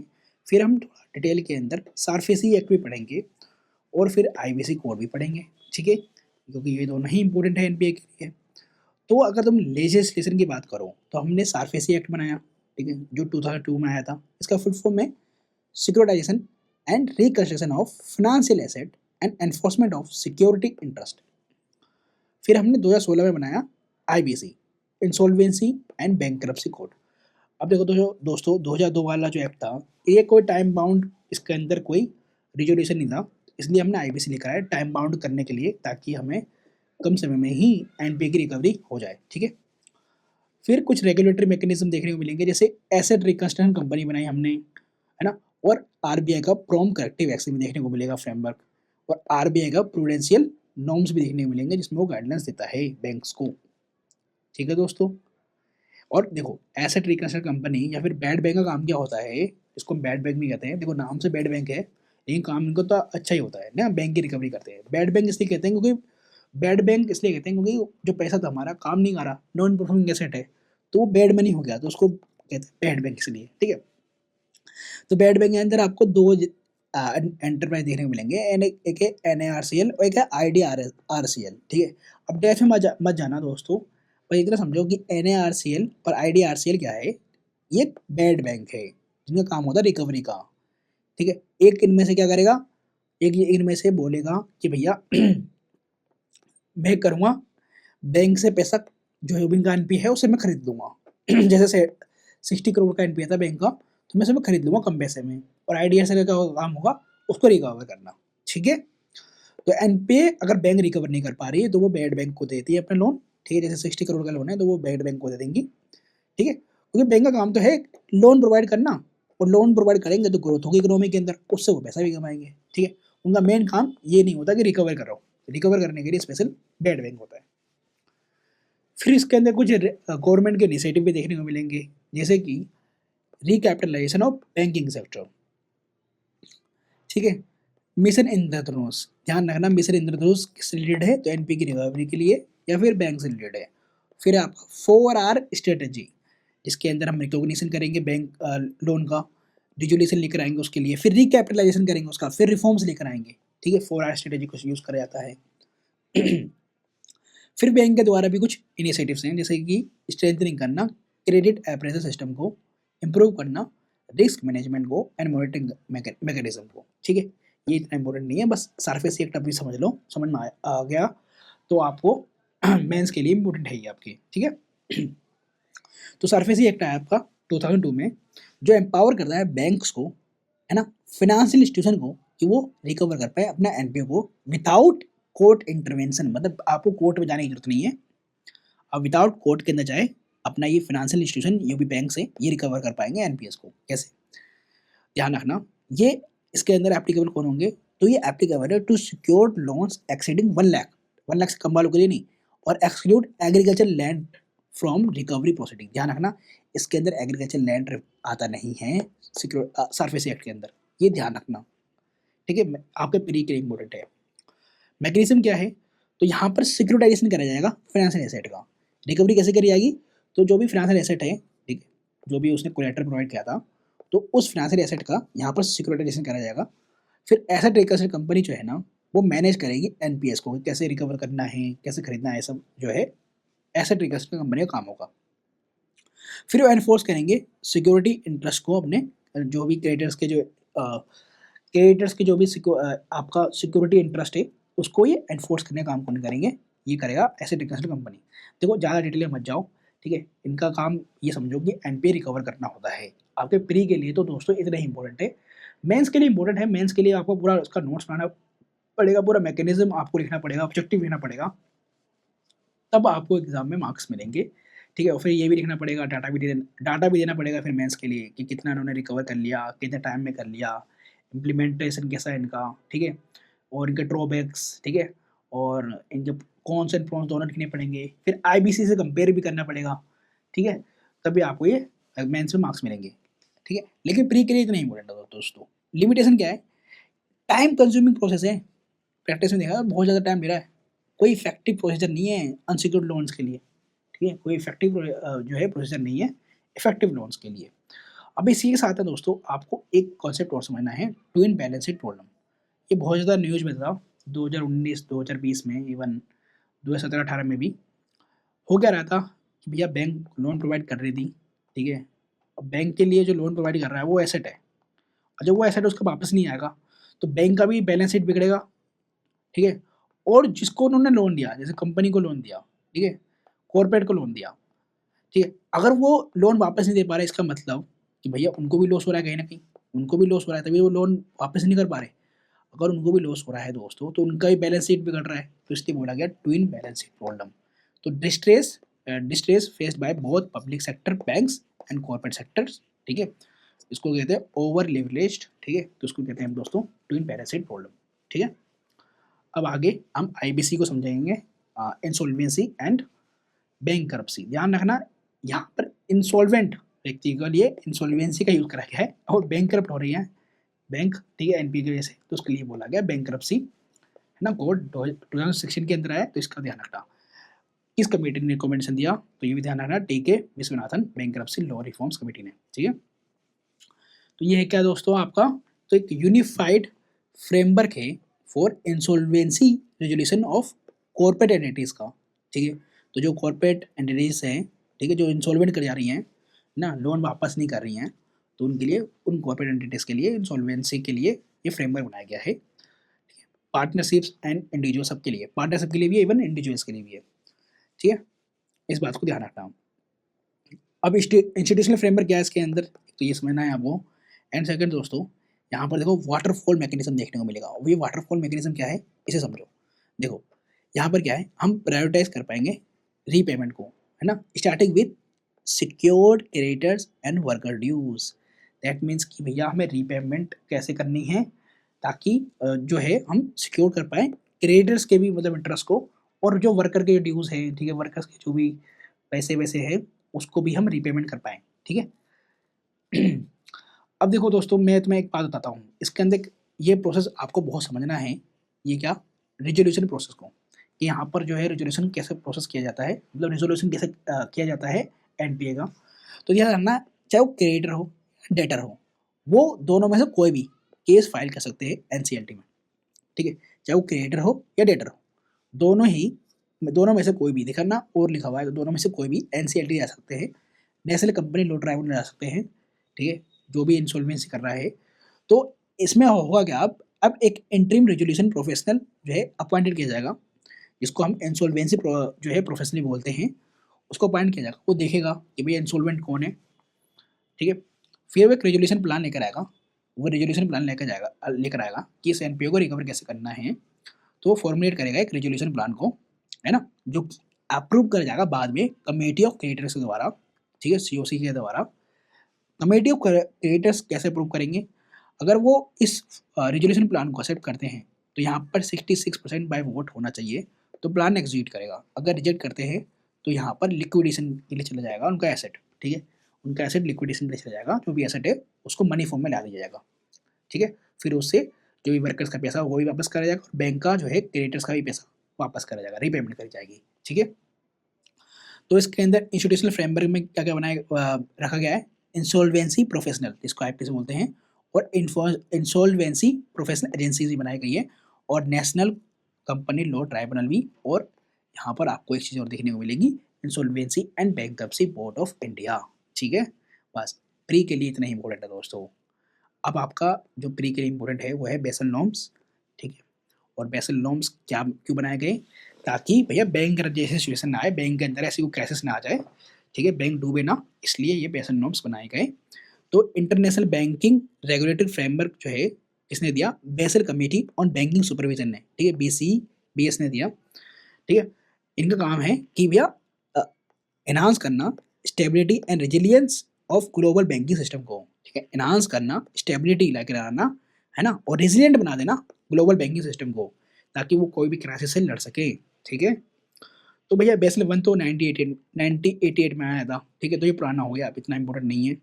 सेकंड आया 2004 के अंदर, फिर अब जो रिसेंट है आपका 2010 का बेसल थर्ड, इसके अंदर जो है कमेटी मतलब जो रिकमेंडेशन मिला, ठीक है, बेसल नॉर्म्स के द्वारा, कि भाई इन नॉर्म्स को बैंक को फॉलो करना चाहिए, ठीक है, अगर वो बैंक क्राइसिस से लड़ना चाहते हैं, ठीक है, कोई भी फ्यूचर क्राइसिस से लड़ना चाहते हैं तो यहाँ पर जो है पोस्ट 2008 के फाइनेंशियल क्राइसिस के बाद ये रिफॉर्म्स लेकर आया गया बेसल थर्ड नॉर्म्स को, ठीक है। 2007-2008 का आपने फाइनेंशियल क्राइसिस का सुना होगा नाम, ठीक है, अगर आपने इंडियन इकोनॉमी पढ़ी है तो, ठीक है। तो बेसल थर्ड नॉर्म्स इसके बिहाफ पे लाया गया था। तो इसके अंदर पिलर 1 में क्या मिलेगा आपको, पिलर 1 में ये बोला गया है कि भैया बैंक्स को हाई कैपिटल रिक्वायरमेंट रखना पड़ेगा, ठीक है, मतलब CRAR उनको रखना पड़ेगा, और इन्होंने रिकमेंडेशन दिया कि 10.5% होना चाहिए इंक्लूडिंग बफर्स, ठीक है। और बफर्स क्या होता है, कैपिटल कंजर्वेशन बफर होता है, जैसे कि 8% तो इन्होंने बोला था, 2.5 इसके अंदर प्लस कर दो तो ये 10.5 हो जाएगा, ठीक है, लेकिन RBI ने इसे बोला है 9%, और 2.5 इसको बफर को ऐड कर दोगे तो ये 11.5 हो जाएगा, ठीक है। तो CRAR बोला है कि भैया 10.5 होना चाहिए। तो इसके अंदर देखो दोस्तों, CRAR होता क्या है, तो भैया बैंक को कुछ कैपिटल जो है ना ये रिजर्व रखने पड़ेंगे उनके रिस्क वेटेड एसेट के कंपेयर में, ठीक है। तो अपर में रिस्क वेटेड एसेट होता है और ऊपर होता है कैपिटल न्यूमरेटर में। कैपिटल भी इसमें 2 टाइप के देंगे, टीयर 1 टीयर 2। टीयर 1 में आपका कोर कैपिटल होता है, ठीक है, टीयर 1 में आपका कोर कैपिटल होता है। फिर पिलर 1 के अंदर ही लिक्विडिटी कवरेज रेशियो की बात करी गई है, ठीक है, लिक्विडिटी कवरेज रेशियो की बात करी है, and net stable funding ratio की बात करी गई है, ठीक है, और counter cyclical capital buffers to absorb economic fluctuation. अब ये काउंटर साइक्लिकल कैपिटल बफर क्या होता है, मैं आपको बताना चाहूँगा दोस्तों। काउंटर साइक्लिकल का मतलब क्या होता है, जैसे कि अगर इकोनॉमी रिसेशन चल रही है तो उसको काउंटर साइक्लिकल मेजर्स लेते हैं ना हम, कि भैया स्लो डाउन है तो उसको ऊपर लेकर आना है, रिकवरी लेकर आनी है, तो उसके लिए काउंटर साइक्लिकल मेजर्स लिए जाते हैं, है ना, इस तरीके से। फिर पिलर 2 में देखने को मिलेगा आपको सुपरवाइजरी रिव्यू प्रोसेस। फिर पिलर 3 में डिस्क्लोजर्स, इसमें मार्केट डिसिप्लिन का इस्तेमाल करा जाता है, ठीक है। तो इस लेवरेज रेशियो को समझो, जो भी मैं आपको बता रहा था लिक्विडिटी कवरेज रेशियो, तो इसके अंदर लेवरेज रेशियो समझो। लेवरेज रेशियो के अंदर आपका टीयर 1 कैपिटल होगा as a percentage of total exposure, और इसके अंदर कितना बोला क्या है, लेवरेज रेशियो रखने का 3%, ठीक है। अब एक बात और देखो, जब लिक्विडिटी रिस्क आ जाती है ना तभी बैंक रन जैसी सिचुएशन बनती है, ठीक है। लिक्विडिटी रिस्क दैट मीन्स कि बैंक रन क्या होता है भैया, जैसे कि हमें और तुम्हें ऐसा लग रहा है कि हमारा पैसा जहाँ जमा है, सेविंग अकाउंट जमा है हमारा किसी बैंक के अंदर, अगर वो बैंक पैसा वापस नहीं कर पा रही है ना, उसके ऊपर से कॉन्फिडेंस लूज होता जा रहा है लोगों का, ठीक है। डिफ़ॉल्ट कर रहे हैं वो बैंक वाले, उनका एनपीए बढ़ता जा रहा है। तो बैंक रन जैसी सिचुएशन आ जाती है, हम अपना पैसा निकालने चले जाते हैं उस बैंक से। जब हम अपना पैसा और निकालेंगे, ठीक है? तो मतलब बैंक के ऊपर भरोसा भरोसा खत्म हो गया है, क्रेडिबिलिटी बैंक की खत्म हो गई है। जब बैंक रन जैसी सिचुएशन आएगी, सब जने अपना पैसा निकालना स्टार्ट कर देंगे, तो बैंक के पास तो पैसा बचेगा ही नहीं। जब बैंक के पास पैसा बचेगा ही नहीं, तो वो लोन ही प्रोवाइड नहीं कर पाएँगे, ठीक है? तो लिक्विडिटी रिस्क आ जाती है, ठीक है? तो इसलिए रिज़र्व रखा जाता है साइड में, ठीक है? अब ये लिक्विडिटी कवरेज रेशियो समझो दोस्तों, लिक्विडिटी कवरेज रेशियो के अंदर आपको क्या-क्या होगा, तो इसके अंदर हाई क्वालिटी लिक्विड एसेट होंगे, जैसे गोल्ड हो गया, कैश हो गया, सिक्योरिटीज़ हो गई, ठीक है? और अपन में होगा total cash outflow expected over next 30 days, मतलब इतना कैश आउटफ्लो जो है उस बैंक से जाने वाला है ना? इन ओवर नेक्स्ट 30 डेज़ के लिए। तो ये कितना होना चाहिए? मोर देन 100% होना चाहिए ये, ठीक है दोस्तों? चलो, तो इसी के साथ हमारा पूरा बैंकिंग सिस्टम कंप्लीट हो गया है और नेक्स्ट वीडियो के अंदर हम गवर्नमेंट बजटिंग को या फिर बोल सकते हो आप fiscal policy of the government को कंप्लीट करेंगे, जिसके अंदर हम टैक्स सिस्टम भी कंप्लीट करेंगे, टैक्स है ना, इंडियन टैक्स सिस्टम को भी कंप्लीट करेंगे, ठीक है, फिस्कल पॉलिसी पूरा कंप्लीट करेंगे, ठीक है, और यहाँ पर हम FRBM एक्ट भी कंप्लीट करेंगे दोस्तों, ठीक है, मोनेटाइजेशन ऑफ डेफिसिट और इंडिया का टैक्स सिस्टम भी कंप्लीट करेंगे। तो नेक्स्ट चैप्टर भी बहुत लॉन्ग होने वाला है और बहुत इंपॉर्टेंट होने वाला है दोस्तों, ठीक है। तो ये इंडियन इकोनॉमी के ना कोर चैप्टर्स हैं या फिर बोल सकते हो कोर कॉन्सेप्ट्स हैं, जिसको समझना बहुत इंपॉर्टेंट है अगर आपको पूरी इंडियन ओवरऑल इकोनॉमी समझनी है। और ये चैप्टर्स इसलिए इंपॉर्टेंट हो जाते हैं आपके एग्जाम के लिए, ठीक है दोस्तों। तो नेक्स्ट वीडियो के अंदर मिलते हैं, अभी के लिए इतना ही, बाय।